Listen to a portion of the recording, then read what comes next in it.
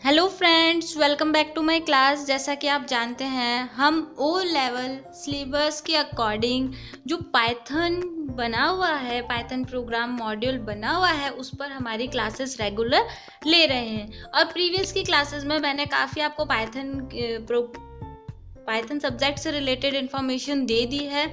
और इससे प्रीवियस की क्लास में हमने जाना था कि फॉर लूप क्या होता है, किस तरह से वो हमारे स्ट्रिंग को कंटिन्यूसली 1 बाय 1 हमें प्रोग्राम में आउटपुट देता है। आज हम उसी का पार्ट 2 करने जा रहे हैं, for loop with range function. हम आज देखेंगे कि कैसे हम फॉर लूप के थ्रू, रेंज फंक्शन के थ्रू फॉर लूप का यूज़ कर सकते हैं। अभी तक तो जैसे सिक्वेंशियल पूरी हमने देखा होगा, स्ट्रिंग हमें आउटपुट में मिल रही थी, बट रेंज फंक्शन के थ्रू हम क्या कर सकते हैं, हम डिसाइड कर सकते हैं कि हमें कहाँ से कहाँ तक के वेरिएबल्स, कहाँ से कहाँ तक की वैल्यूज़ को क्या करवाना है, या जो भी हमारे लेटर्स हैं उन्हें किस तरह से आउटपुट में लेना है। तो चलिए आज की क्लास स्टार्ट करते हैं। बट उससे पहले बताना चाहूँगी कि ये कोर्स केवल ओ लेवल के लिए नहीं, ए लेवल के लिए या फिर 11th और 12th में जो पाइथन अब स्टार्ट हुई है उनमें भी काफ़ी इम्पॉर्टेंट है। तो आई होप आपको मेरी वीडियोस से काफ़ी हेल्प मिल रही होगी और आगे भी मिलती रहेगी। तो चलिए स्टार्ट करते हैं आज की क्लास। तो सबसे पहले जानते हैं हम रेंज फंक्शन क्या है। In Python, range function accepts N integer and returns a range object which is nothing but a sequence of integers. ठीक है, पाइथन में क्या होता है, रेंज फंक्शन क्या करता है, इंटीजर एक्सेप्ट करता है ना, केवल इंटीजर्स के थ्रू। जो आप रेंज फंक्शन में क्या करते हैं, हम इंटीजर नंबर लेंगे और उनके अकॉर्डिंग ही जो हमारे पास एक स्ट्रिंग होगी उसकी वैल्यूज़ या जो भी हम प्रिंट करवाना चाहते हैं, केवल डिसाइड कर सकते हैं कि हम स्टार्ट कहाँ से करना चाहते हैं और एंड कहाँ पे करके हमारे जो भी आउटपुट है हम उससे रिसीव करना चाहते हैं। ठीक है, तो रेंज फंक्शन क्या करता है, इंटीजर के थ्रू एक्सेप्ट करता है और उसके अकॉर्डिंग ही हमें आउटपुट में हमारे द्वारा दिए गए रेंज के अकॉर्डिंग रिजल्ट शो करवा देता है। केवल ये कुछ ज़्यादा नहीं है, केवल एक सीक्वेंस है जो कि हमारी इंटीजर्स के थ्रू ही हमें मिलती है। इसका सिंटैक्स देख लेते हैं। रेंज फंक्शन, ठीक है, उसमें हमें सबसे पहले देनी होती है स्टार्ट वैल्यू, कि हम हमारी रेंज कहाँ से स्टार्ट करवाना चाहते हैं। स्टॉप वैल्यू, यानी आप स्टॉप कहाँ करवाना चाहते हैं। फॉर एग्जांपल हमारे पास एक स्ट्रिंग है जिसमें हमारा उसकी मेमोरी लोकेशन के अकॉर्डिंग 0 1 2 3 4 5 है ना। अब हमारा स्टार्ट वैल्यू फॉर एग्जांपल 0 है, जैसा कि मैंने पहले भी आपको रेंज के बारे में बताया था किस तरह हम स्टार्ट वैल्यू स्टॉप वैल्यूज़ लेते हैं। और स्टॉप वैल्यू वैसे तो हमारे पास 6 है, बट हम केवल 4 तक ही लेना चाहते हैं, तो हम स्टॉप वैल्यू ले लेंगे। कितने स्टेप से आगे बढ़ेगी हमारी वैल्यूज़ वो हम स्टेप्स में यहाँ पे लिखते हैं। Range function takes 3 arguments. Range function जो है वो आपके से 3 आर्ग्यूमेंट्स लेता है। Out of the 3, 2 arguments are optional. इन 3 में से 2 क्या होते हैं, आपके ऑप्शनल हो सकते हैं। Example, start and stop are the optional arguments. आपके जो स्टार्ट एंड स्टॉप आपके आर्ग्यूमेंट्स है, ये कौन से हैं, आपके ऑप्शनल आर्ग्यूमेंट्स के अंडर में आते हैं।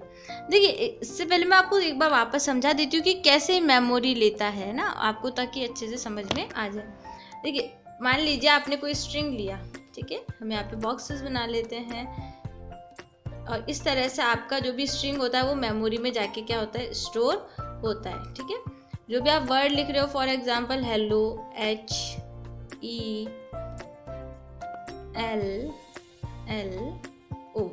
ठीक है। स्टार्ट एंड स्टॉप का समझने के लिए, इसका मेमोरी लोकेशन 0 से स्टार्ट हो रहा है, इसकी मेमोरी एड्रेस 1 है, इसका 2 है, इसका 3 है और इसका 4 है। ठीक है, अब जैसा कि यहाँ पे बताया गया कि स्टार्ट रेंज में स्टार्ट नंबर देना होगा। अब स्टार्ट आप 0 से भी कर सकते हैं या फिर आप 2 से भी कर सकते हैं। 0 से करेंगे तो 0 की वैल्यू प्रिंट हो जाएगी, जो भी लेटर लिखा हुआ है प्रिंट हो जाएगा। 2 से करेंगे तो 2 वाला प्रिंट हो जाएगा। स्टॉप कहाँ पे करवाना चाहते हैं, फॉर एग्जांपल आप 0 से स्टार्ट करके 2 पे स्टॉप करवाना चाहते हैं, तो ये हम जानते हैं कि 2 अगर आप लिखेंगे तो 2 ना होके -1 करके ई तक का ही हमारे सामने क्या करवाएगा, स्टेटमेंट प्रिंट करवा देगा। इसी तरह ये स्टॉप आपको समझ में आ गया और स्टार्ट आपको समझ में। स्टेप आप कितने से आगे जंप करते हुए वैल्यूज़ को प्रिंट करवाना चाहते हैं। आप 1+ करेंगे तो केवल 1 के बाद आ जाएगा, आप 2+ स्टेप देंगे तो 2 करने पर क्या होगा, 1 को इसको नहीं लेगा प्रिंट में और इसके बाद डायरेक्ट इसको प्रिंट करवा देगा, फिर इसको नहीं लेगा 3 को और इसके बाद डायरेक्ट इसको प्रिंट करवा देगा। 3 का अगर आप स्टेप देंगे तो 3 वैल्यूज़ के बाद की वैल्यूज़ आपको प्रिंट करवा देगा। तो ये होता है हमारे start and stop and step value. यहाँ पे देख लेते हैं स्टार्ट के बारे में क्या दे रखा है, एक सेकेंड, ठीक है। स्टार्ट के बारे में दे रखा है, start argument is the starting number of the sequence. जैसा कि मैंने आपको बताया कि स्टार्ट आर्ग्यूमेंट क्या होता है, जो हमारा स्टार्टिंग नंबर होता है सीक्वेंस का, जो अभी अभी मैंने आपको बताया। एग्जाम्पल लोअर लिमिट, जैसा 0 बताया मैंने आपको, 2 बताया, वो हमारे किस में आ गए, लोअर लिमिट में आ गए, और स्टार्टिंग वैल्यूज वही कहलाते हैं। By default it starts with 0 if not specified. अगर आपने कोई स्पेसिफाइड नहीं करा है तो ये 0 से आपका नंबर को स्टार्ट करेगा, ठीक है। जैसे आपने मान लीजिए कि 0 से स्टार्ट, अगर आपने यहाँ पे डिफाइन नहीं करा है कि आप 2 से स्टार्ट करवाना चाहते हैं या कहाँ से स्टार्ट करवाना चाहते हैं, तो बाय डिफ़ॉल्ट ये किससे स्टार्ट करेगा, आपके 0 से ही स्टार्ट करेगा, ठीक है। बाय डिफ़ॉल्ट इसमें स्टार्टिंग नंबर आपका 0 ही रहता है, ठीक है। इसी तरह stop argument is an upper limit. Example generate numbers up to this number, ठीक है। The range function doesn't include this number in the result by default argument, ठीक है। स्टॉप आर्ग्यूमेंट क्या कहलाता है, हमारा जो अपर लिमिट होता है, जैसे हमने 2 तक का प्रिंट करवाना चाहते हैं तो वो क्या है, हमारा अपर लिमिट है, जो कि वहाँ तक के -1 करके क्या करेगा, हमें आउटपुट दे देगा। जैसा कि मैंने आपको बताया, अगर हम रेंज दे रहे हैं यहाँ से 0 से 3 तक की, तो देखिए आपका 0 प्रिंट हो जाएगा, 0 में रखी गई H प्रिंट हो जाएगा, 1 में रखी E प्रिंट हो जाएगा। अगर आपने 3 दे रखा है तो 3 की ना प्रिंट होगी, कहाँ तक की प्रिंट होगी, -1 के एड्रेस वाली वैल्यू प्रिंट होगी, यानी एक L ही हमें आउटपुट में मिलेगा, ठीक है। The step is a difference between each number in the result. The default value of a step is 1 if not specified. वही है कि आप आगे किससे जंप करवाना चाहते हैं। जैसा कि मैंने बताया, अगर आपने कुछ भी से डिफाइन नहीं करा तो बाय डिफ़ॉल्ट ये +1 करके ही स्टेप वैल्यू को सेट करके हमें आउटपुट रिजल्ट दे देता है। इसके कुछ रूल्स हैं। All argument must be integer. सारे आर्ग्यूमेंट्स क्या होने चाहिए, आपके इंटीजर्स होने चाहिए रेंज फंक्शन के अंदर में। होल नंबर्स ओनली, ठीक है, जो कि आपके होल नंबर्स कहलाते हैं ना, 1 2 जो भी है। User can not pass a string और फ्लोट नंबर और any other type in A start stop and step argument of a range function. User range function के अंडर में जिसमें कि स्टार्ट स्टॉप और स्टेप आर्ग्यूमेंट देने हैं, वहाँ पे स्ट्रिंग का यूज़ नहीं कर सकता, फ्लोट का यूज़ नहीं कर सकता और अदर टाइप्स का आपके डेटा टाइप का यूज़ नहीं कर सकता। केवल और केवल इंटीजर्स का ही इसमें यूज़ किया जाता है। All 3 arguments can be positive और नेगेटिव। ये जो आप 3 आर्ग्यूमेंट्स देंगे ये पॉजिटिव भी हो सकते हैं और आपकी नेगेटिव वैल्यूज़ भी हो सकती है, प्लस में भी हो सकता है और माइनस में भी हो सकते हैं। This step value must not be 0। जो आपकी स्टेप वैल्यू थी, थर्ड जो हमारा आर्ग्यूमेंट था, वो 0 नहीं होना चाहिए। If a step is 0 Python raises a value error exception, ठीक है। अगर आपने वहाँ पे स्टेप वैल्यू 0 दे दी, 0 से अगर आप आगे एक बार सोच के देखिए, अगर आप यहाँ 0 दे देंगे आगे बढ़ने वाली वैल्यू, तो देखिए 0 रहेगा तो केवल 0 वाली ही वैल्यू प्रिंट होगी और आगे का कुछ भी आपके पास डेटा प्रिंट नहीं होगा। तो इस कारण क्या होता है, ये इस रूल को फॉलो नहीं करता, वो आपके सामने क्या दे देता है, एक वैल्यू एरर एक्सेप्शन का मैसेज दे देता है। तो चलिए हम इसका एक प्रैक्टिकल करके देखते हैं कि रेंज फंक्शन का हम हमारे फॉर लूप में किस तरह से यूज़ कर सकते हैं। तो स्टार्ट करते हैं हमारा आइडियली, ठीक है। सिंपल, बहुत सिंपल तरीके से समझाने की कोशिश करेंगे हम, ताकि आपको बिना किसी भी समस्या के सिंपल वे में समझ में आ जाए, ठीक है। तो हम यहाँ ना जाके हमारे फाइल पे चलते हैं, एक न्यू फाइल ओपन करते हैं और चाहे तो पहले सेव कर दें या फिर बाद में कर दें। हम पहले सेव करके देखते हैं क्योंकि नॉर्मली हम बाद में ही सेव करते हैं। आज हम क्या कर लेते हैं, पहले इसे सेव कर लेते हैं। किस नेम से, जहाँ पे भी आप लोकेशन देना चाहते हैं वो लोकेशन सेट करिए और इसको सेव कर दीजिए। रेंज दे दिया हमने, फाइल का नेम और PY से इसको क्या करवा दिया, सेव करवा दिया, ठीक है। सिंपल से है, बहुत सिंपल है। अब हम क्या चाहते हैं कि एक पूरी रेंज फंक्शन के थ्रू एक आपने रेंज देनी है कोई सी और उस सीरीज़ को प्रिंट करवाना चाहते हैं जो भी आपने रेंज दी है। तो चलिए एक बार सिंपल सा हम लगा के देखते हैं, फॉर लूप का यूज़ करके देखते हैं। For I in for loop का आपने प्रीवियस की क्लास में यूज़ देख ही लिया है ना। अब हम यहाँ पे लगाएंगे रेंज फंक्शन, ठीक है।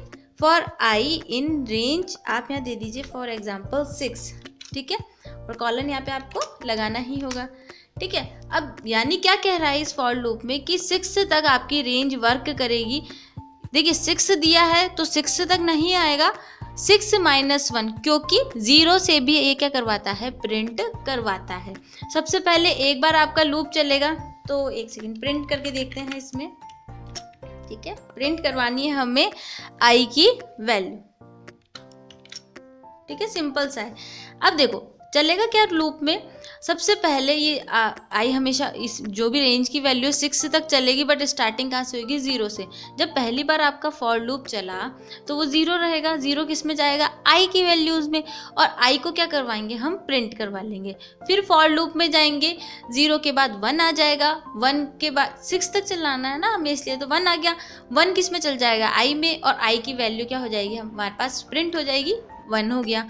फिर वापस इसमें जाएगा, 2 हो गया, फॉर की वैल्यू इस रेंज की वैल्यू आई में जाएगी, 3 हो गया, 3 को हमने प्रिंट करवा दिया। फिर अगेन 4 हो गया, रेंज की वैल्यू वो आई में जाएगी, 4, और उस आई को हमने क्या करवा दिया, प्रिंट करवा दिया।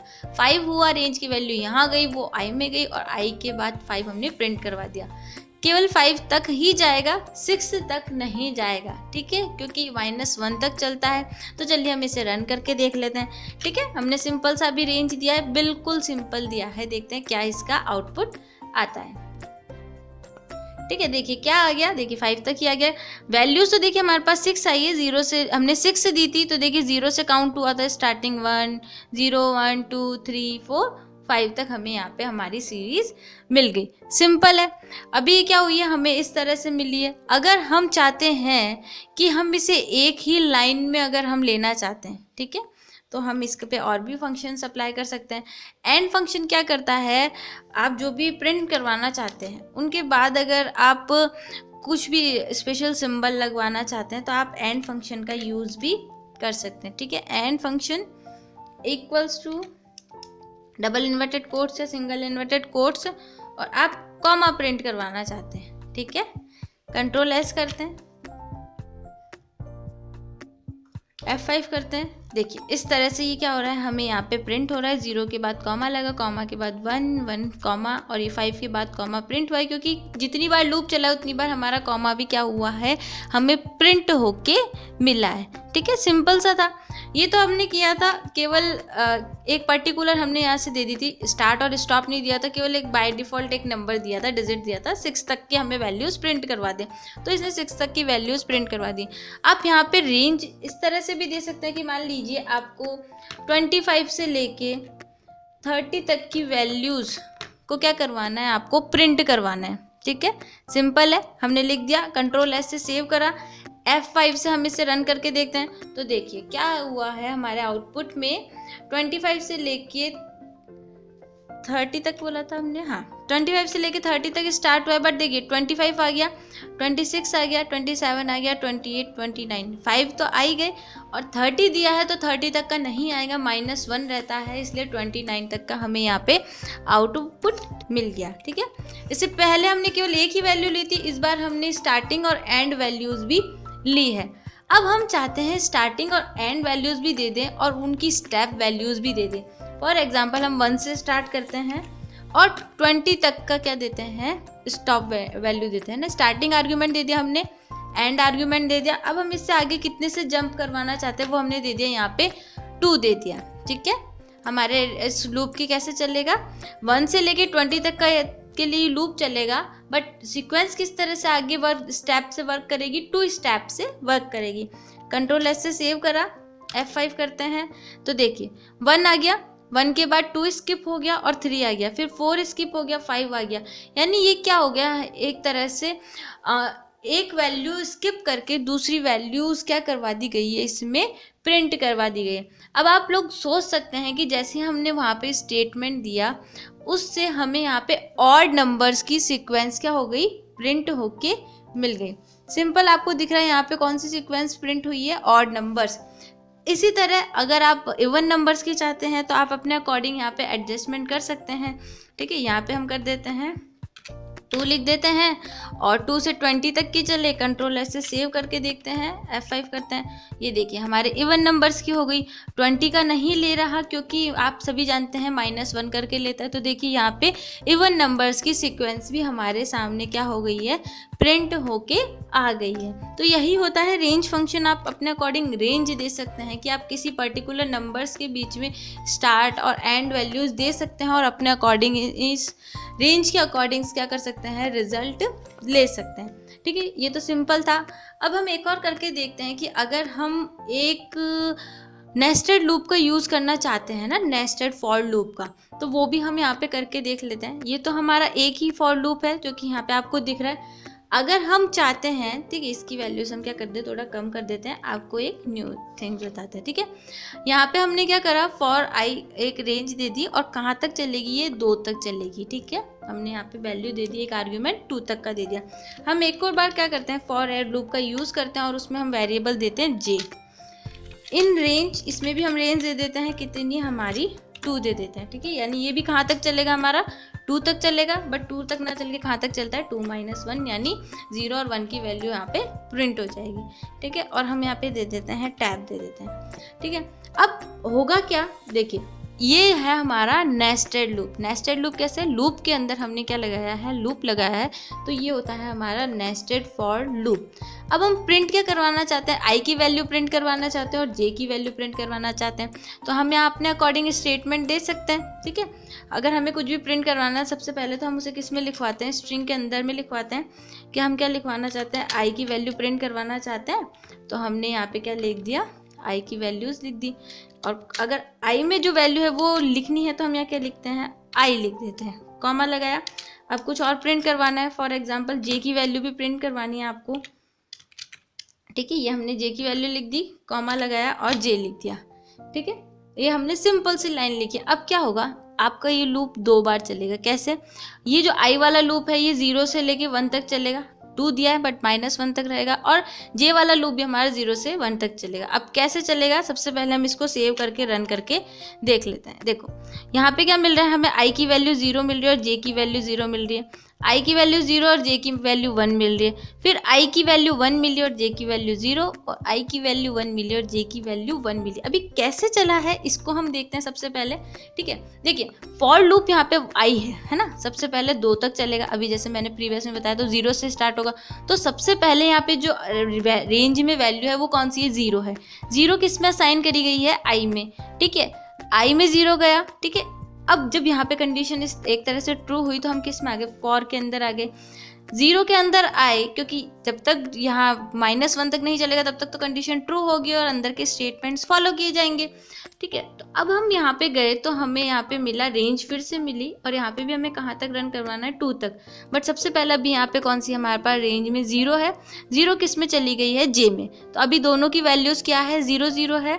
तो जब यहाँ पे आए तो प्रिंट क्या हो जाएगा, आई की वैल्यू 0 और जो यहाँ पे आई की वैल्यू 0 और जे की वैल्यू 0 हो गई। ठीक है, अब कहाँ जाएगा, वापस ये इस वाले फॉर लूप में जाएगा जब तक कि ये कंडीशन फॉल्स ना हो जाए। ठीक है, अब यहाँ पे 1 हो गई, अभी 0 थी वैल्यू, अब यहाँ पे क्या हो गई, 1 हो गई। 1 किस में चल जाएगी, आपके जे में। तो अब जे की वैल्यू कितनी हो गई, 1 हो गई, और आई की वैल्यू अभी भी कितनी है, 0 है। तो सेकेंड बार लाइन में जो प्रिंट हुआ है वो क्या हुआ, आई की वैल्यू 0 और जे की वैल्यू 1, जैसा कि हमें हमारे आउटपुट में दिख रहा है। देखो आई की वैल्यू 0 और जे की वैल्यू 1, सिंपल है। अब कंडीशन हमारी 2 बार चलनी थी, रेंज 2 बार चल चुकी है, फॉलो हो चुका है 2 स्टेप्स। अब यहाँ पे ना जाके वापस किस में जाएंगे, इस वाले स्टेटमेंट पे आएंगे। अभी तक आई की वैल्यू रेंज में 0 तक चली थी, अब किस पे आ गई, 1 पे आ गई। 1 किस में चला गया, आई में चला गया। ठीक है, अब आई की वैल्यू क्या हो गई आपके पास, 1 हो गई। सिंपल है बहुत ही। अब आई की वैल्यू कितनी हो गई आपके पास, 1 हो गई। देखिए कहाँ तक चलेगा, केवल -2 - 1 यानी 1 तक चलेगा। अभी हमारे रेंज में 1 है जिसकी हमने किस में प्रिंट करवा दिया, आई में स्टोर करवा दिया। अब आई की वैल्यू कितनी हो गई, 1, कंडीशन ट्रू हुई तो किस में आ गया, अंदर वाले नेस्टेड लूप में। यहाँ पे जे की वैल्यू अभी कितनी है, 0 हो गई है वापस, है ना। पहले 1 हो गई थी, बट अब जब वापस लूप चला तो इसकी कितनी हो गई, 0 हो गई। 0 की रेंज की वैल्यू किस में चली गई, जे में। तो आई की वैल्यू तो क्या है हमारे पास, 1 और जे की वैल्यू है 0। तो ये स्टेटमेंट क्या हो जाएगा, हमारा प्रिंट हो जाएगा, आई की वैल्यू 1 और जे की वैल्यू 0। देखिए थर्ड लाइन हमारा यही कह रहा है, आई की वैल्यू 1 और जे की वैल्यू 0। ठीक है, अब वापस इसमें जाएगा, इसी लूप में 1 2 तक चलना है इसे। अब आएगा 1 पे, रेंज की वैल्यू 1 कर दी गई है और 1 किस में साइन कर दिया गया है, जे में। ठीक है, अब आई की वैल्यू 1 थी ही, अब जे की वैल्यू भी क्या हो गई 1, और जब ये प्रिंट हुआ तो आई की वैल्यू 1 और जे की वैल्यू भी हमारे सामने 1 प्रिंट हुई है। ये लूप का थोड़ा स्ट्रक्चर है जो कि आपको प्रैक्टिस से ही आएगा। जिस तरह मैंने अभी आपको यहाँ पे समझाया है कि किस तरह लूप चल रहा है, तो आप लोगों को भी अपनी कॉपी में, नोटबुक्स में इन लूप्स को रन करके देखना है कि आखिर ये लूप्स चल कैसे रहे। एक बार में ये लूप समझ में नहीं आए, कॉपी में ड्रॉ कीजिए, बॉक्सेस बनाइए और फिर वापस वीडियो को रन करके देखेंगे तो आपको बहुत ही जल्दी समझ में आ जाएगा। कुछ हार्ड नहीं है, लूप चलता जाएगा जब तक कि कंडीशन फॉल्स ना होती जाए, है ना, जब तक कि रेंज के अकॉर्डिंग वर्क ना हो पाए। ठीक है, तो हमने क्या करवाया है, अभी नेस्टेड लूप का भी यूज़ कर लिया है और रेंज फंक्शन का भी हमने यूज़ करके देख लिया है बहुत ही सिंपल तरीके से। इस वीडियो को एक बार समझ में नहीं आया वापस देखिएगा और प्रैक्टिस करिएगा, क्योंकि इसके बाद की जो वीडियो आएगी उसमें आपके पास और भी ज़्यादा नेस्टेड लूप्स का आपके पास कंसेप्ट आएंगे और उसमें हम पिरामिड कैसे बनाते हैं पाइथन पे, उसके बारे में हम सीखेंगे। तो आज मुझे लगता है कि आई होप अगर आप 1 या 2 बार इस वीडियो को देखेंगे अच्छे समझ में आ जाएगा। तो आज की क्लास के लिए तो इतना ही। नेक्स्ट क्लास में हम देखेंगे कि फॉर लूप्स की तरह हम पिरामिड का किस तरह से यूज़ कर सकते हैं, पिरामिड का प्रोग्राम कैसे बना सकते हैं। तो मिलते हैं फ्रेंड्स नेक्स्ट क्लास में नेक्स्ट वीडियो के साथ। तब तक के लिए सीखते रहिए, प्रैक्टिस करते रहिए और अपनी नॉलेज को इम्प्रूव करते रहिए। तो children, goodbye, take care and thanks for watching my video. Thank you once again.